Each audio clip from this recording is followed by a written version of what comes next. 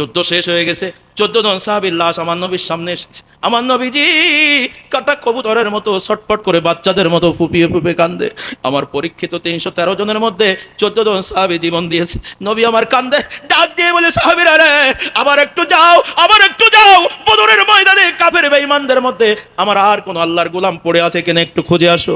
313 জনের 14 জন লাশ আসছে, 299 জন। নবী আমার এই মুহূর্তে যুদ্ধ শেষে এত গণনা করা সম্ভব হচ্ছে না। নবী আমার ঘোষণা দিলেন, আবার একটু খোঁজো। হযরত আব্দুল্লাহ ইবনে মাসউদ রাদিয়াল্লাহু তাআলা আনহু বলেন, এমন সময় আমি আবার চলে গেলাম। আল্লাহু আকবার, কাফের বেঈমানরা যেদিকে লাশ পড়ে আছে তার ভিতরে মুসলমানদের কোনো মানুষ পড়ে আছে কিনা, আহত নিহত কেউ পড়ে আছে কিনা দেখার জন্য। হযরত আব্দুল্লাহ ইবনে মাসউদ রাদিয়াল্লাহু তাআলা আনহু বলেন, এমন সময় আমি কাফের বেঈমানদের যেখানে পড়া লাশ পড়ে আছে, আহত হয়ে পড়ে আছে, তার ভিতরে যেয়ে দেখি সবগুলো আল্লাহু আকবার মধ্যে কাদা পানির ভিতরে, ওই যে রাত্রি বৃষ্টি হয়েছিল ওই কাদা পানির মধ্যে আল্লাহু আকবার যারা পড়ে আছে তাদের গায়ে চেনা যাচ্ছে না, গায়ে কাদা পানি লেগে আছে। এই কাদামুক্ত অবস্থায় একজন বিরাট বডিওয়ালা মানুষ, লম্বা চওড়া, লোকটা উপর হয়ে পড়ে আছে, এখনো মরে নাই, পায়ের প্যাঙাসিতে কাট, আল্লাহু আকবার, পায়ের রগটা কাটা আছে, পেছন দিক থেকে দেখা যাচ্ছে পায়ের এই মোটা জায়গার সেরাটা কাটা, হা হয়ে পড়ে আছে, রক্ত ঝরে পড়ে আছে। ওই লোকটা এখনো মরে নাই, ওর ভিতর থেকে একটা আওয়াজ আসছে, গুমরায় এমন একটা কাতর শব্দ আসতেছে। হযরত আব্দুল্লাহ ইবনে মাসউদ রাদিয়াল্লাহু তাআলা আনহু বলেন, এমন সময়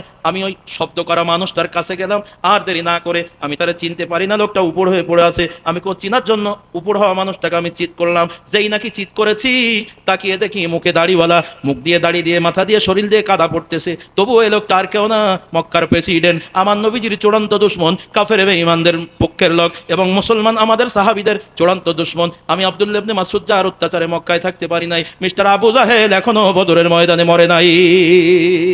ও পড়ে আছে বটে, কিন্তু মরে নাই, লাশের মতো পড়ে আছে, গায়ে শক্তি নাই, রক্ত ঝরে পড়ে গেছে। ওই ছোট্ট দুইটা ভাই পায়ে কোপ দিছিল। আমার ভাই জানো, ইতিহাস আমি বলবো না, আমি শুধু এজন্য বলতে এসেছি, মূল বিষয়টা দেখেন, লক্ষ্য করেন। আব্দুল্লাহ ইবনে মাসউদ রাদিয়াল্লাহু তাআলা আনহু বলেন, এমন সময় যুদ্ধের ময়দানের যুদ্ধ যখন চলেছে, তখন আমার মধ্যে রাগ ছিল। যুদ্ধ থেমে গেছে, রাগ শান্ত হয়ে গেছে, শান্তির বাসার যখন বসছে, আনন্দর শান্তি চলছে, আমরা জিতে গেছি, আমরা কাফের বেঈমানকে পরাস্ত করতে পেরেছি, এই আনন্দ যখন চলছে, এর ভিতরে ব্যথিত হৃদয় নিয়ে ঘুরতেছে আমার কোনো সঙ্গী, সফর সঙ্গী, আমাদের কোনো সাহাবীরা শাহাদাত বরণ করে আছে কিনা। এমন একটা মুহূর্তে আবু জেহেলের জীবিত দেখার পরে আমি আব্দুল্লাহ ইবনে মাসউদের রাগ আর ধৈর্য ধরতে পারলাম না। আবার আমার শরীরে রাগ উঠে গেল, জিহাদের ময়দানের মতো আবার শরীরে আল্লাহু আকবার রাগ যখন বেগমান হয়ে গেল, আমি আর দেরি না করে মিস্টার আবু জেহেলের বুকের পরে চেপে বসলাম, যাতে করে আবার উঠতে না পারে। আমি বুকের পরে চেপে বসলাম। হযরত আব্দুল্লাহ ইবনে মাসউদ রাদিয়াল্লাহু তাআলা আনহু বলেন, আমি আমার বাম হাত দিয়ে তার মুখের দাড়িটা টান করে ধরে ফেললাম। বাম হাত দিয়ে দাড়ি টান করে ধরেছি, গলাটা ফাঁকা হয়ে গেছে। এই সময় আমি আর দেরি করলাম না, ওর গায়ে কোনো শক্তি নাই। হযরত আব্দুল্লাহ ইবনে মাসউদ বলেন, আমার শরীর থেকে, খাপের ভিতর থেকে আবার তলোয়ার বের করলাম, এবং আমি দেরি না করে আমার গোটা শরীরের শক্তি দিয়া এক আঘাতে আবু জেহেলের কল্লা আমি দ্বিখণ্ডিত করে দিলাম। আবু জেহেলকে দুনিয়া থেকে বিদায় করে দেওয়া হলো। আমার সর্বশেষ কথা হলো, আবু জেহেল যখন মারা গেল, হযরত আব্দুল্লাহ ইবনে মাসউদের কথা মতো বলেন তো, মুখে দাড়ি ছিল কি ছিল না? মুখে দাড়ি রাখার পরও কোরআনের আইনের বাইরে মানুষের তৈরি করা আইন মানার সপক্ষে থাকার কারণে, আমার নবীর আদর্শ না মেনে নেওয়ার কারণে সারা পৃথিবীর মানুষের কাছে আবু জেহেল চূড়ান্ত কাফের। একটু জোরে আওয়াজ দিয়ে বলেন ঠিক না বেঠিক? আজও আপনার আমার মুখে দাড়ি থাকবে, কিন্তু আল্লাহর কোরআনের আইনের বিরুদ্ধে যদি আপনি চলেন, নবীর আদর্শ বাদ দিয়ে যদি লেনিনের আদর্শ, কালমার্সের আদর্শ, অন্য নেতার আদর্শ মানেন, আপনার দাড়ি থাকলেও ইমানদার বলে দাবি করার কোনো সুযোগ নাই।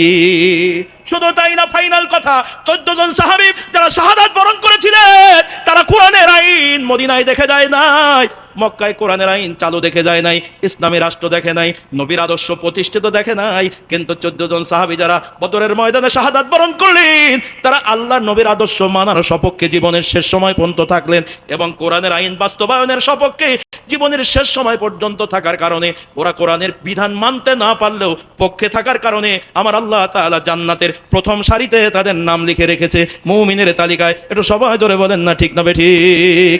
সুতরাং আজকে এখানে আপনারা যারা আছেন, মুমিন হয়ে মরতেই হবে এই মর্মে, জীবনের সর্ব অবস্থায়, সর্বশেষ জীবনের শেষ নিঃশ্বাস পর্যন্ত বদরি সাহাবীদের ওই ঈমানের দীপ্ততা নিয়ে আল্লাহর দেওয়া বিধান কোরআনের সপক্ষে, আমার নবীর আদর্শের পক্ষে জীবন যাবে, সম্পদ যাবে, তারপরে ঈমানের দাবি নিয়ে কারা কারা রাজি আছেন তো হাত উঁচু করে দেখান। আপনারা ঠিক আছেন তো? পারবেন তো ইনশাআল্লাহ? কোরআন আছে যেখানে, কোরআন নাই যেখানে, হাত নামান। আর কোনোদিন যাব না ওই আঙ্গিনায়, আর কোনোদিন যাব না ওই আঙ্গিনায়, কোরআনের ডাকে যারা সাড়া দেয় না, নবীজির আদর্শ যারা মানে না, আর কোনোদিন যাব না ওই আঙ্গিনায়। ইস্তেকামাত করবো তো ইনশাল্লাহ, পারবো তো ইনশাল্লাহ? আল্লাহ কবুল করুন, বলেন আমিন। শেষ কথা, এটা কোরআনের আইনের পক্ষে, নবীর আদর্শ বাস্তবায়নের জন্য আপনাকে কাজ করতে হবে। এই মাদ্রাসা কার ঘর? হ্যাঁ, সর্বনাশ করছে।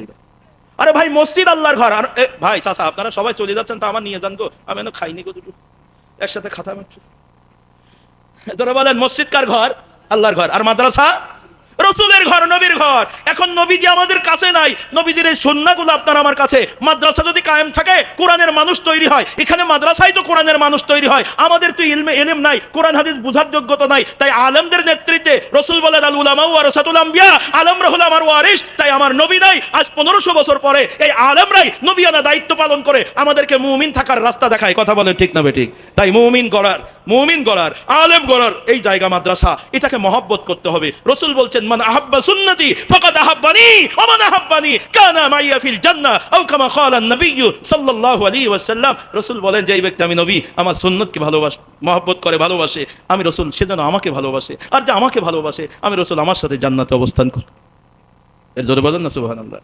তাই রসুলের সাথে জান্নাতি হতে হলে এ মাদ্রাসা নবীর ঘর, এটাকে মহব্বত করা লাগবে। মাদ্রাসার অনেক কাজ চলছে, অবকাঠামো, বিল্ডিং এর কাজ চলছে, লিল্লা বোর্ডিং আছে, মাদ্রাসায় অনেক খরচ আছে। আমি এখান থেকে অনেক বছর আগে, মনে হয় 8-10 বছর আগে একবার মাদ্রাসা দেখার জন্য আসছিলাম। ব্যস্ততার কারণে, সময়ের কারণে মাদ্রাসার কোনো কাজ আমি করে দিতে পারিনি। আপনারা জানেন, এলাকা আমার পরিচিত যত বাংলাদেশে অনেকগুলো মাদ্রাসা আছে, যে মাদ্রাসার আমি সদরে মুহতামিম, অনেকগুলো প্রতিষ্ঠান উত্তর অঞ্চলে আছে, বিভিন্ন জায়গায় আছে, সেগুলো দেখাশোনা করি, সময় দিতে পারি না।